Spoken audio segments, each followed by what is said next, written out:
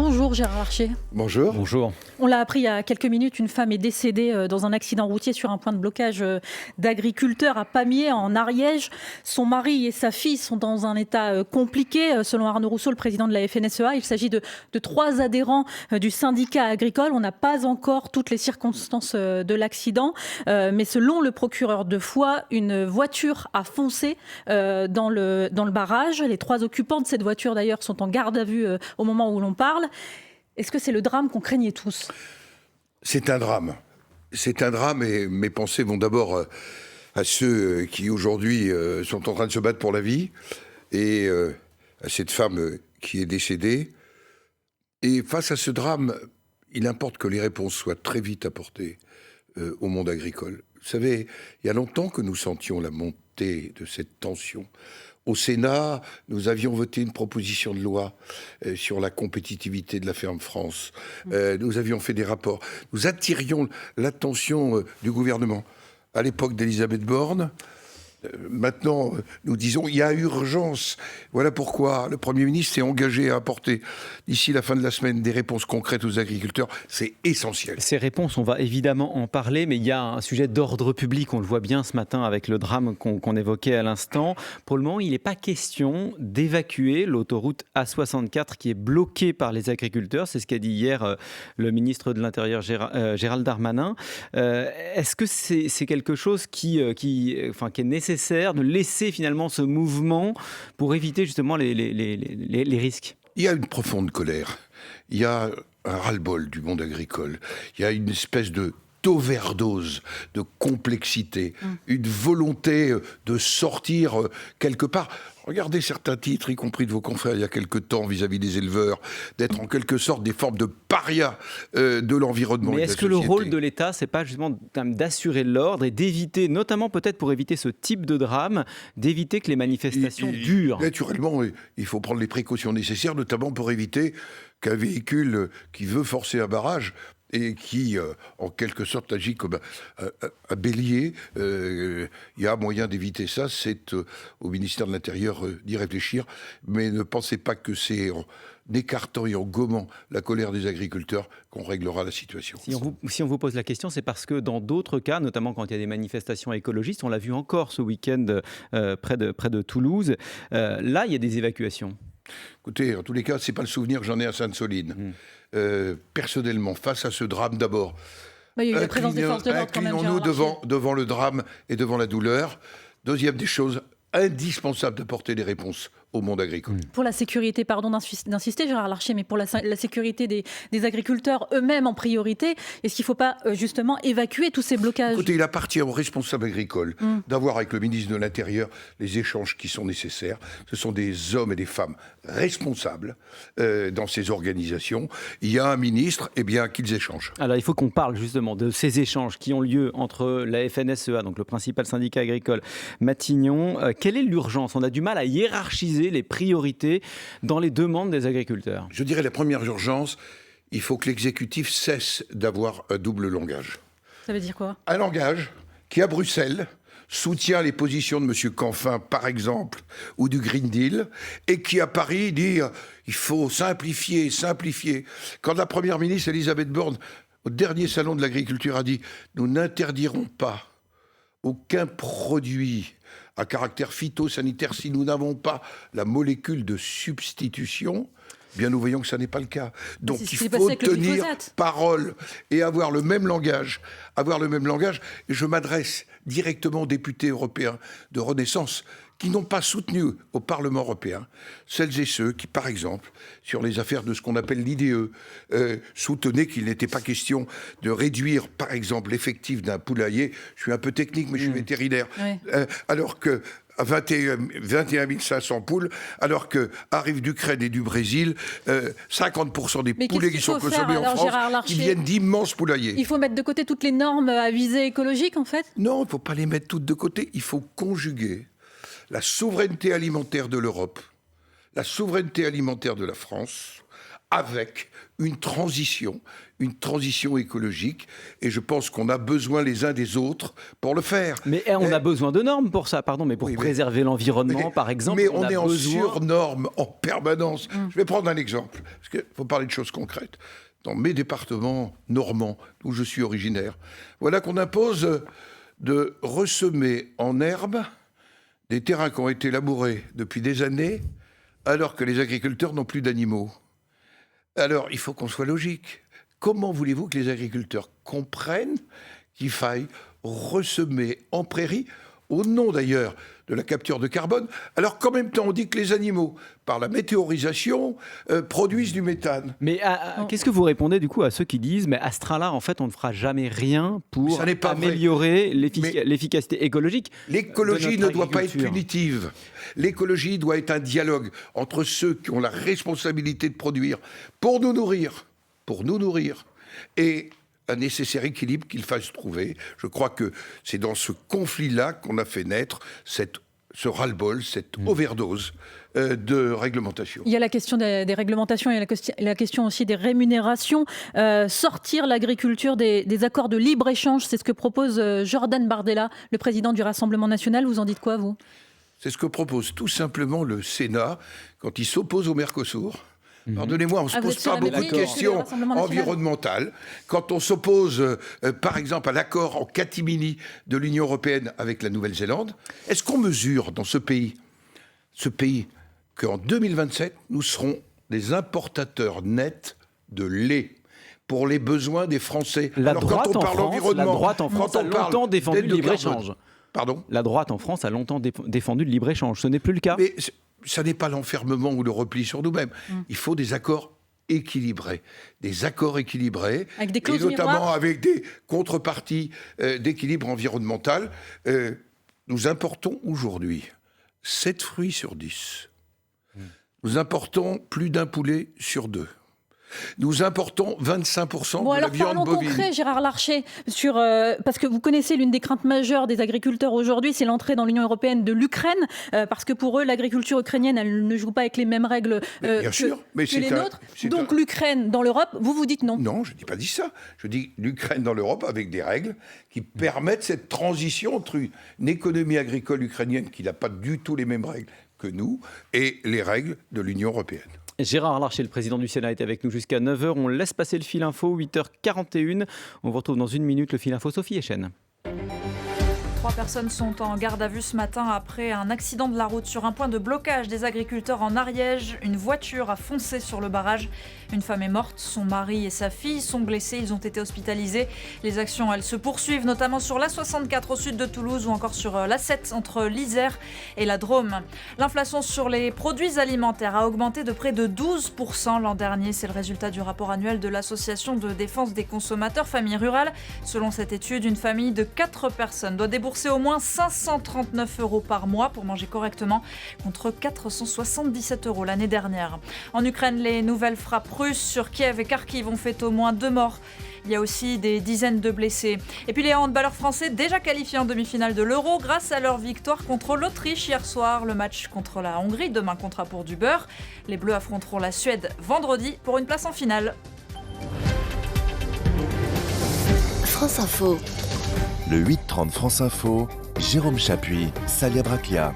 Et le président du Sénat, Gérard Larcher, lors de vos vœux la semaine dernière, vous avez mis en garde, attention à l'abus des procédures accélérées ou à la convocation de commissions mixtes paritaires en urgence, c'est-à-dire les parlementaires des 2 assemblées, comme en décembre, vous faisiez clairement allusion à la loi immigration ?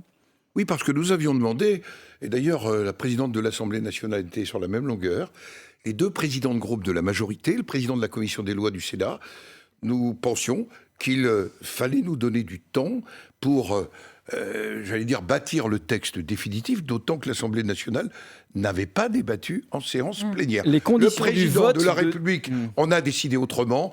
Manifestement, il voulait se débarrasser de ce texte avant Noël. Nous avions prôné, j'ai rappelé le principe, ça se prépare une commission mixte paritaire, ça se prépare et ça nécessite un travail et un dialogue.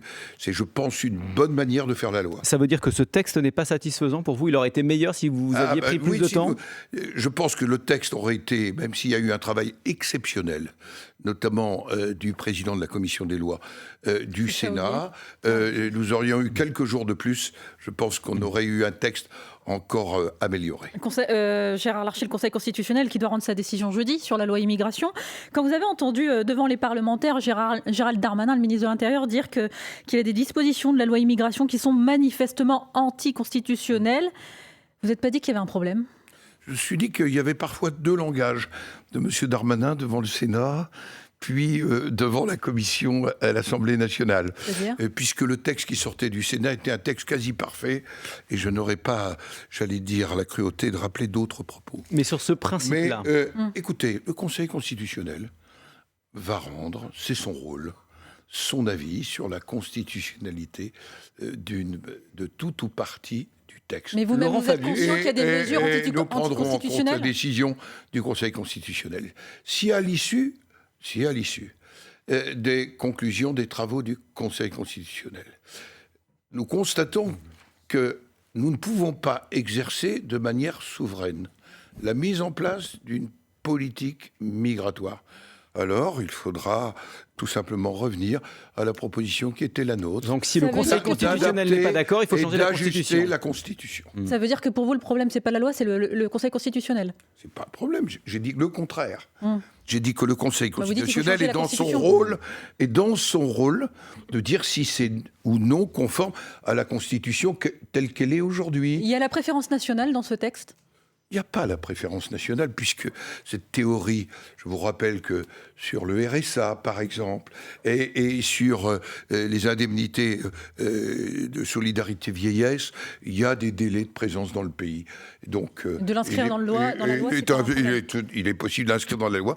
D'ailleurs, en 2011, le Conseil constitutionnel avait jugé que pour le RSA, c'était possible. Je vous pose la question parce que Jacques Toubon, ancien défenseur des droits et ancien ministre, lui pense que vous avez inscrit la préférence nationale dans ce texte, préférence nationale inspirée directement du Front National.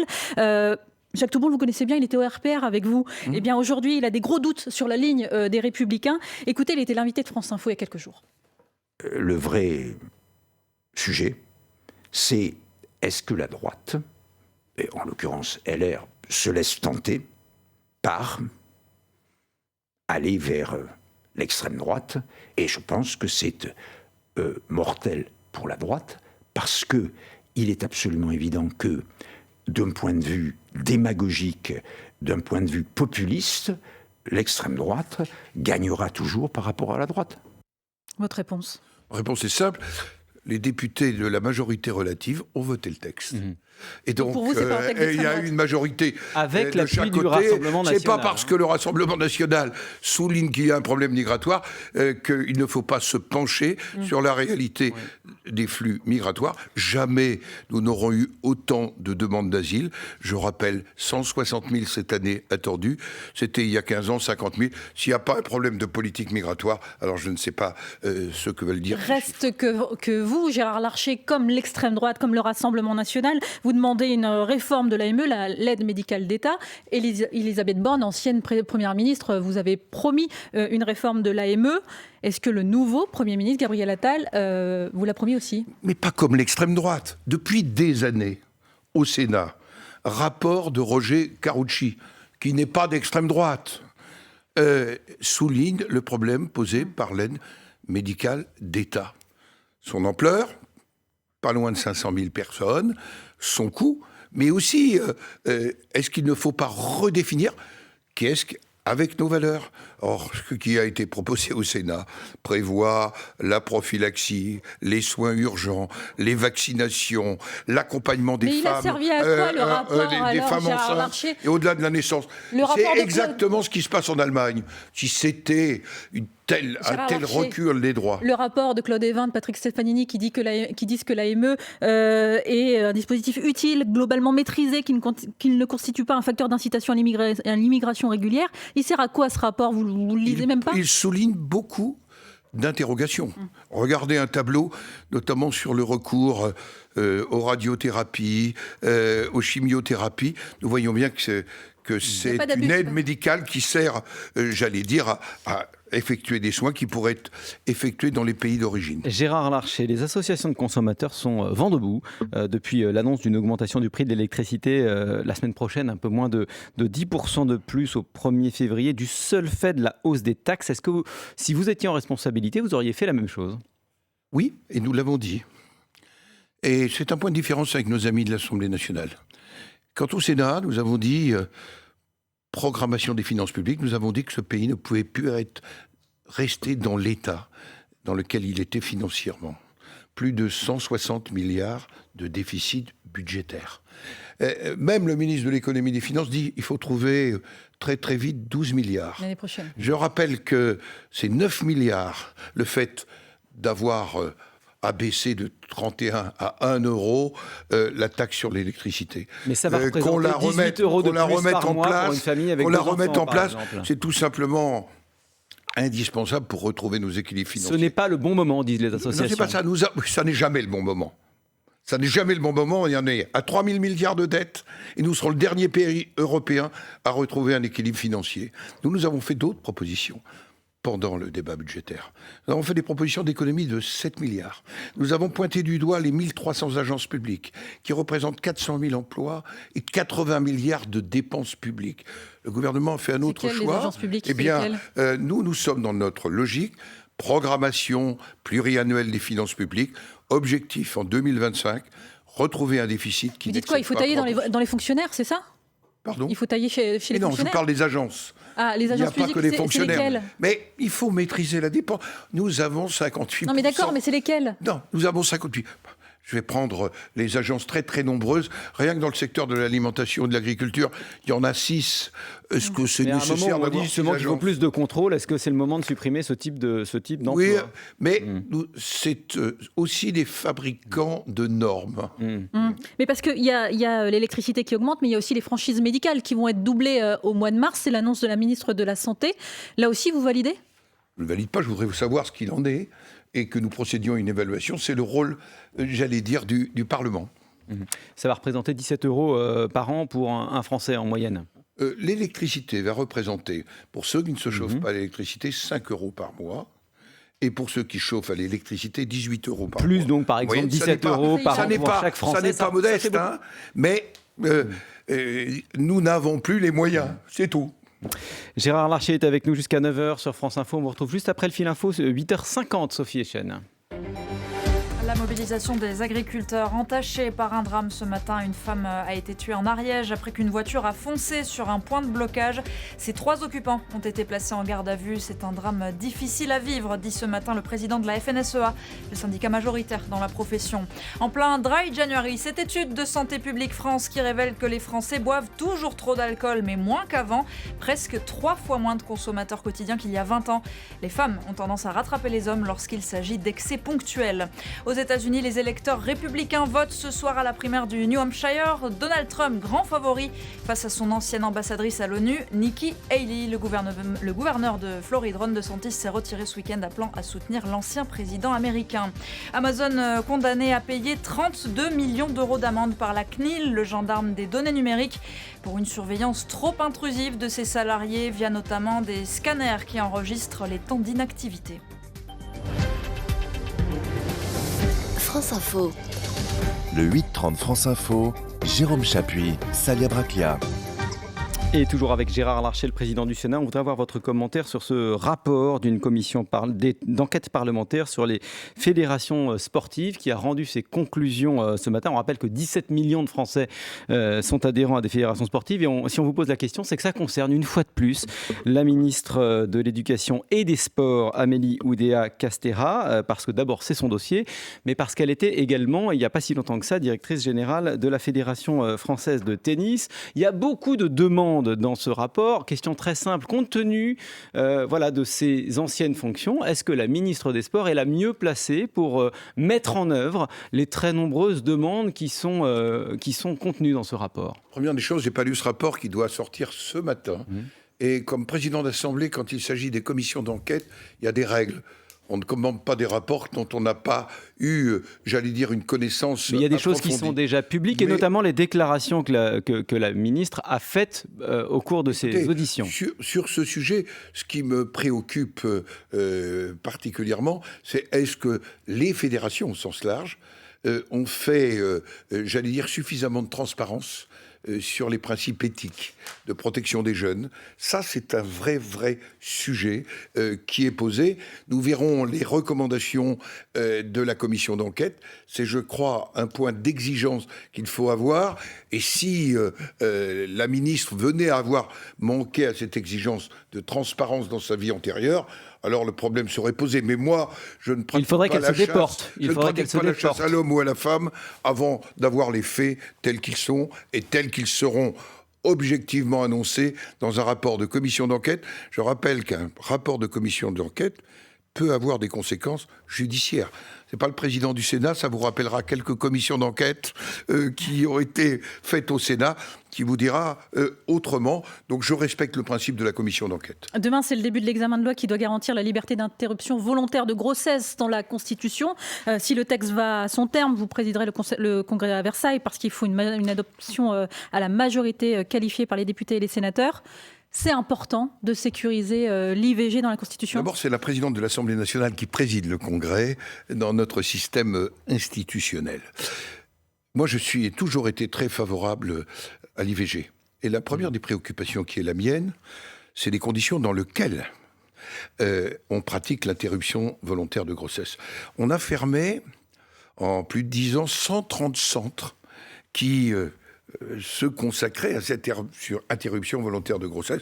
Le premier des sujets, ce qui nous a d'ailleurs amené à allonger les délais, c'est la très mauvaise réponse que nous donnons à ces femmes qui, à un moment, font le choix d'aller, car c'est toujours un choix très difficile et je pense déchirant parfois, et nous sommes dans une faiblesse de l'accompagnement post-IVG. Mais vous votez pour que ce soit inscrit dans la Constitution? Non. Parce que je pense que la Constitution je pense que l'IVG n'est pas menacée dans notre pays. Il y a déjà un certain nombre de décisions du Conseil constitutionnel qui garantit l'IVG. Si l'IVG était menacé, croyez-moi, je me battrais pour qu'il soit maintenu. Mais je pense que la Constitution n'est pas un catalogue de droits sociaux et sociétaux. Et donc, je verrai quels sont les débats. Par tradition, je ne vote pas, mais je vous donne un avis très personnel, en conscience. Je ne pense que la Constitution, c'est pas ce catalogue-là. Vous avez une date, la ministre Aurore Bergé avait évoqué publiquement le 5 mars pour ce congrès. Écoutez, nous verrons en fonction des débats tels qu'ils auront lieu au Sénat. Je voudrais simplement rappeler un principe de la loi Veil, et notamment dans l'affaire des délais de l'IVG. C'est d'abord le droit des femmes qui est préservé dans la loi Veil. Puis ensuite, après un certain délai, c'est le droit de l'enfant, les droits de l'enfant à naître. C'est cet équilibre-là qu'il ne faudrait pas bouleverser. Gérard Larcher, l'une des vôtres, j'allais dire, Rachida Dati, a rejoint le gouvernement. J'ai l'une des vôtres parce qu'il n'y a pas si longtemps que ça encore, elle était responsable de la Fédération Les Républicains à Paris. Ça vous a fait mal?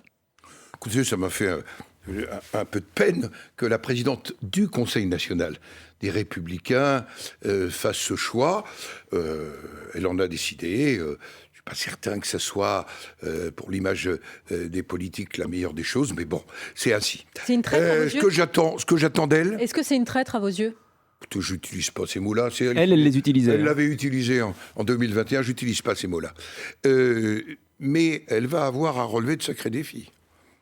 Quid demain de l'audiovisuel public? Vous savez qu'au-delà de 2025, il faudra qu'on trouve des voies de financement.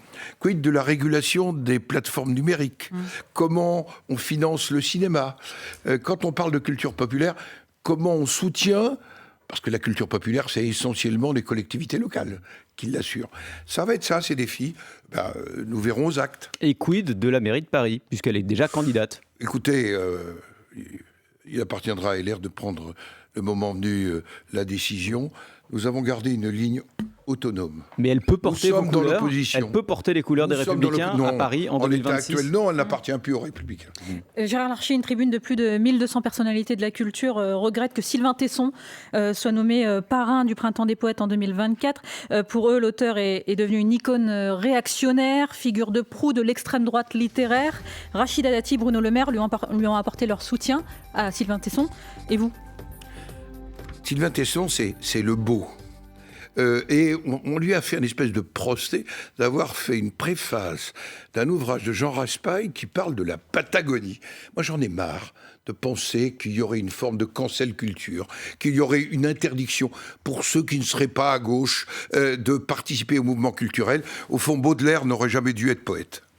Le Camp des Saints, pour rappeler quand même l'ouvrage de Jean Raspail, voilà, c'est aussi un ouvrage qui est souvent mis en avant par l'extrême droite. Mais écoutez, la Patagonie, c'est pas un ouvrage. Préfacer la Patagonie, un lieu du beau, du rêve.